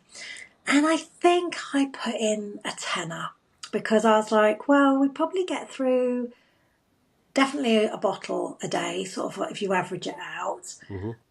But then also, I don't know, packet of paracetamol or a burger or junk food or, bag of Monster Munch, whatever. I sort Yeah. of thought that's like an associated cost. Yeah. So I put in a tenner because it was a nice round figure as well. And I had this sort of moment of clarity a couple of weeks ago when I was looking at prices in the booze aisle. Bottles of wine haven't changed significantly in price in a Hmm. decade. And, in context, we've had a cost of living crisis where Hmm. a bag of pasta has pretty much doubled in price. Hmm. And yet alcohol is still the same price. And I noticed in Tesco's the other day that Bailey's is it 11 quid for a litre? It's on like a special. So it's literally at the minimum pricing point. And people are indirectly being encouraged to consume alcohol because it's still affordable. When Yeah. you think about the price increases for everything else that Hmm. have been on basics, alcohol doesn't seem to have been sort of included in that. It's still It's it's because still they very still want similar. people to do it. They don't want people Yeah. to go, whoa, whoa, hang on. This is getting ridiculous now, the price of it. But Mm. I mean, is it not gone up out in pubs? I wouldn't know. But, I Yeah, think I mean, I think pubs is a different it's a different thing because it's a people are different going to thing. do it. Yeah, And I read this the other day that big alcohol is not, they're not concerned on your kind of weekend drinkers or this, that, and the other. They're not. Their main shareholders or kind of input into their massive gains and profits is people that are problem area drinkers. That is yeah, what they rely on. So they're not trying to, put the price up so that your winos or whatever can't afford their frosty jacks or whatever. Do you know what I mean? They're still buying the wine, and even then the whoever the well-off businessman that has his whiskey bottle every night and has a few glasses or the entire bottle, that's who they're relying on, and it's why would they want to put the price up for that? Because it is going to kind of alienate the market. Obviously with smoking it had to go up because the government stepped in. Why is the government not stepping in with the alcohol? Because they're making far too much money. Their hands will get forced at some point. Like Canada, I think Germany and Ireland have all started putting like, carcinogen warnings on the bottles and things like that, and it is working. But they just, Britain and England in particular always seems to be last to the kind of table. I remember when the smoking yeah. ban came in, it happened in Ireland first, then it was Scotland, and then It England. And I does. was like, "Wait, England's going to be late," and it because I could then still smoke and drink in the pubs. I wasn't bothered, but it eventually did come in. Yeah, Yeah, yeah, yeah. It takes time. Takes time. it does. Hopefully that wave is catching. Yeah, But and yeah, yeah, that's the thing. I'm not going to say that I want people to. I'd love it if people start waking up and realizing just how bad alcohol is for you, but that's not going to happen overnight. But what I want the government to do is warn people, give people the full faculty of knowledge that this is harmful for you, not even yeah, just on a little level, because they'll be like, oh, I don't drink that much. I'm not drinking every day. Doesn't matter. I think the safe amount of alcohol that you can drink, Professor David Nutt did a thing on this, and he said if it was to be done by the health and safety for food, food standards and all that, it wouldn't be allowed in food because of its carcinogenic properties and its poison and, whatever. The safe amount of alcohol that you're allowed to have is one large glass of wine per year. That's the safe amount. And I don't think that's like all at once. That's like over the year. So we're over the year. talking Oh, minuscule interesting. amounts. Yeah. Yeah. But Oh, I'm yeah, just so glad to be free of it. I really am. And it's without a not. doubt, Yeah. without a doubt. And what advice would you give to people that were kind of sober curious or just in the kind of early stages of giving up? Um. I guess. Yeah. To give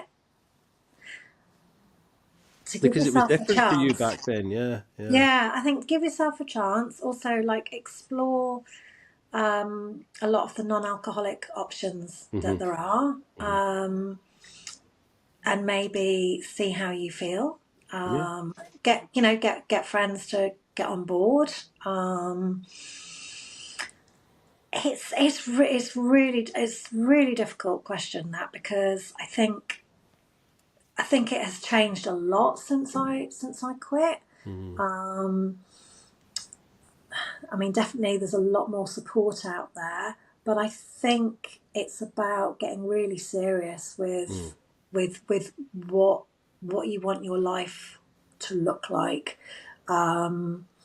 Because when you're drinking, you don't really think much further than like beyond the next weekend, or everything sort of revolves around it. Maybe to just kind of like consider what things you've got in your life that don't involve alcohol. When you do an inventory like that, that can be quite stark, can't it? Because you're like, actually It's a not massive that eye much. opener. Yeah, and to then start cultivating those alcohol-free areas, so that they become richer, they become more expansive, and they become more of a kind of foundational pillar in your life, so that you are then increasingly less reliant on alcohol or the circle of friends who are attached to that. Because I think when you come to quit, if everything has been alcohol centric, it's really hard to move away with that, and still have good conversations with people, or connections, or do normal things without feeling kind of weird. So yeah, get like kind of create support for yourself, I think. Yeah.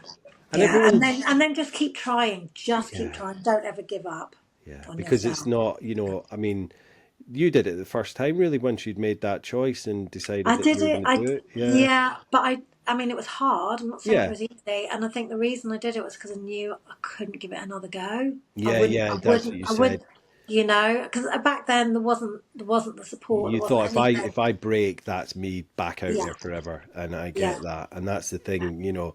But I think, But also, that's the result of a very closed mindset as well. Of things will always stay the same, yeah, and actually things don't. Things move on. So if you keep doing the same thing, you're always going to get the same output. yeah, So actually, have a think. What if I do things differently? New things will come into my life. It's not about giving up, shutting down. It's about allowing new channels to be diverted. Yeah. yeah. And I like what you're saying about the, finding new avenues that don't involve drink, or what avenues you have that don't involve drink, to explore them. Because if someone had said to me back in the day, I'm sure they probably did, like, what do you do? What are your kind of hobbies and stuff? And I'd be like, being social, because that's literally what. And then eventually it didn't become social; it became like solo. But yeah, Yes. but like Yeah. this was my hobby. Like, going out and Yeah. drinking was my Well, thing. my CV said pubbing and clubbing. Well, I think I was a bit more kind of coy about it and said socializing, but I had other stuff on there, like playing tennis. I don't think I've really played much tennis in my life, but yeah, definitely drinking and doing that. That was my hobby. That was what I did, and that was where I met people. And like we said earlier, like, if there was people that were not big drinkers or whatever, I wouldn't gravitate towards them. So I didn't really know that many non-drinkers when I stopped. Luckily, I was over here and I was making a fresh start, and the only people I then kind of knew, apart from my family, was people that I would meet at the meetings that were all sober, which is why I'm going out with Joe tonight to have a sober pizza. Yeah. Yeah, I mean, it's so great that there's lots of opportunities for meetups. I had my first meet a sober person when I was 3.5 years sober, Wow.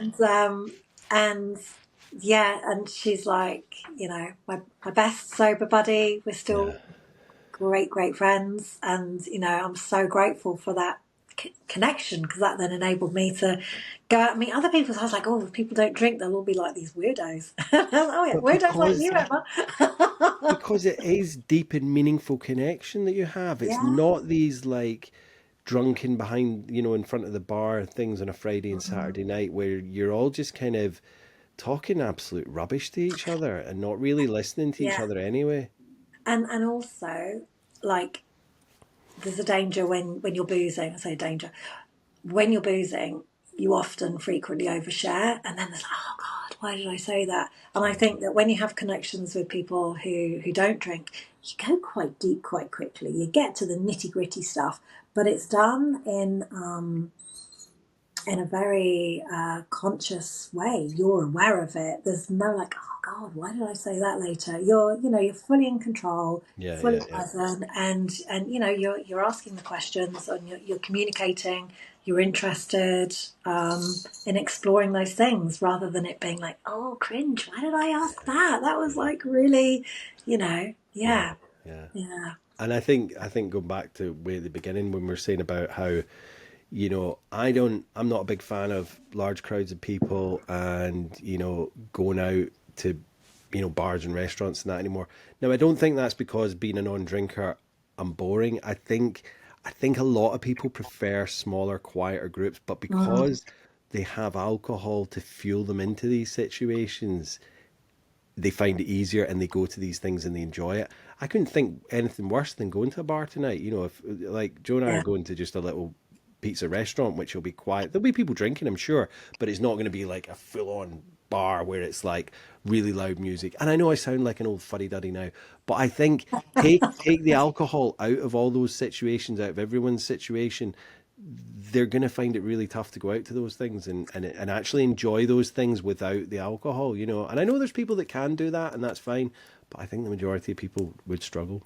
Yeah, Well, often it's the alcohol that makes the intolerable situation tolerable, absolutely. and Yeah, you're going to it for the alcohol rather than, oh yeah, I really love blah blah blah, yeah. You and don't. You just think, you're just there to get a couple of drinks and just go, oh yeah, yeah, it's yeah, it's absolutely mad. But we're just gonna keep banging the drum and see what tune comes out. But yeah, yeah, 100%. Emma, have you got any recommendations for podcast, book, film, all to do with recovery? One or all three? Um, ooh, let's see.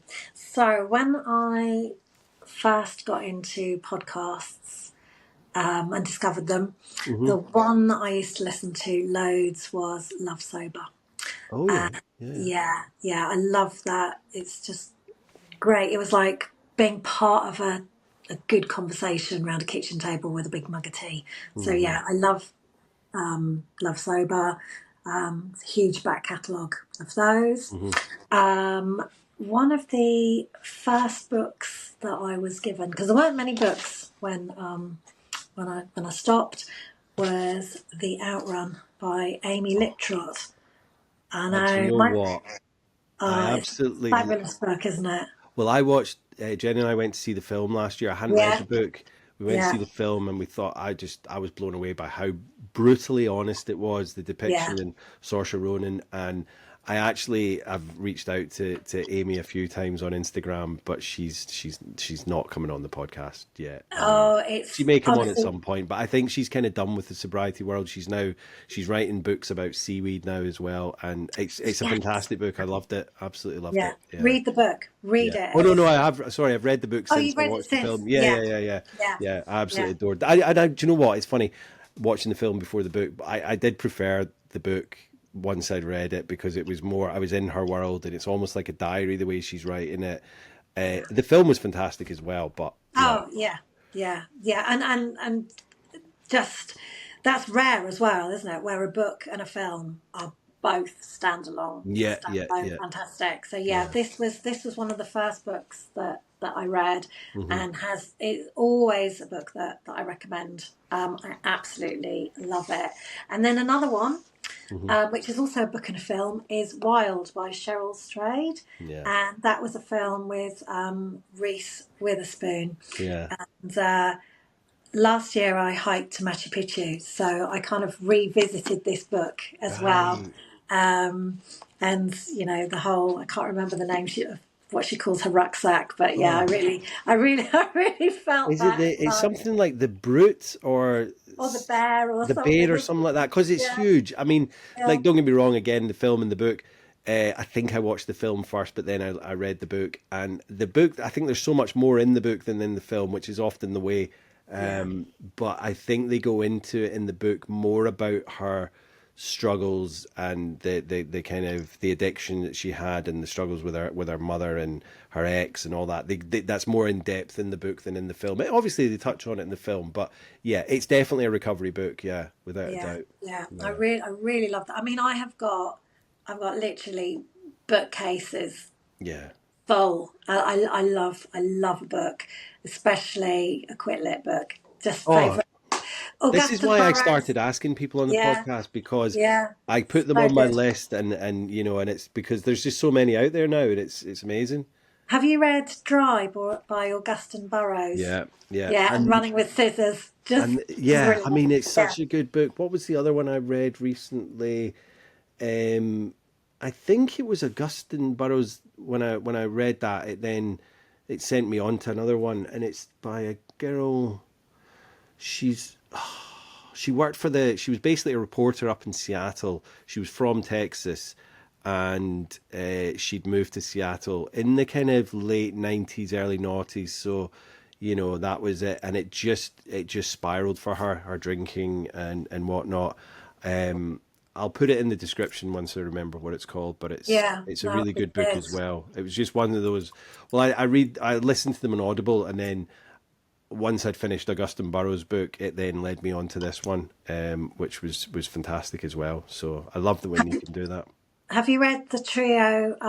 It's The Liars Club, Cherry, and Lit by I No, think Mary. Is it Mary Carney? Mary Carney? I can't remember how you pronounce her surname. They're fabulous as well. right? That's like through her life. Yeah, Just yeah, yeah. yeah, yeah, Well, brilliant. Augustine Burroughs has done so many. I mean, I haven't really delved into a lot of his other ones because they're all. I think he goes back and he does one about his dad. Then he does one about his early childhood with his dad, because his dad put like a cigarette out on his back or something, and he'd Yeah, he'd kind he of has put that out his struggled. mind. But then his mum basically let him move in with this psychiatrist or something that was then abusing him. It Yeah, was all very. This is running with scissors, isn't it? Yeah, that's it. Yeah, Sorry, yeah, yeah, but he's done so many, and I think they're all mostly memoirs. But yeah, but funny, dark, and yeah, brutal as well. But yeah, yeah, yeah. yeah, No, love his books. yeah. Rock Bottom, Glorious Rock Bottom, Bryony Gordon. That's Mhm, another mhm. great book. But because this is going out in January, I've Mhm. got this one, Wintering by Catherine May. It's Right. not it's not it's not a sobriety book, but I feel it's all about winter, funnily Mhm. enough, and the Mhm. cold, and it's divided up into months. And I just think that when you're embarking on your sober journey, no, that's not a favourite phrase of yours, but it's I don't like, mind that. I think you're getting me confused with sober Dave. He doesn't like the word journey, but I don't mind the word journey. Yeah, yeah, but it's like when you're going through something, I yeah. think it's quite nice to have something that segments something up, which this book does really well. So for me, when I first stopped drinking, it was in the autumn, and it was like the first time that I started to like autumn. It was like Yeah. things were falling away, the beautiful colours, but things were falling away, and things were sort of getting stripped back to their sort of really stark forms, Mhm. and then sort of winter being like the power of rest and reset, and then spring kind of coming forth. And so for me, that cycle was really, really interesting, really sort of different, because previously I'd always loved spring, start my Mhm. birthday, Mhm. celebrations, summer, down the pub, yay, beer gardens. And then it had been kind of winter, it's a bit miserable, we'll have to go to the pub, or yeah. And so it got me to really rethink sort of that sort of structure of nature and the cycle. And I think also, like, as you're going into your sort of evolution with not drinking, over years things change, things shift, and you're like, Mhm. oh, this time this year this was happening, and now this is how I feel about this. And I think I've become more kind of in tune with nature and sort of cycles and natural cycles of sort of Yeah. ebb and flow. And I think Wintering, there isn't a film yet that I'm aware of, but Wintering is just a really nice book to read if you're wanting to just take a step out of quit lit, but also Hmm. have a book that kind of feels supportive about what might be going on for you. And grounding as well. Yeah. Yeah, really Yeah. grounding. It Yeah, sounds I really thought good. that, I'm going to put that on my yeah, list. Yeah.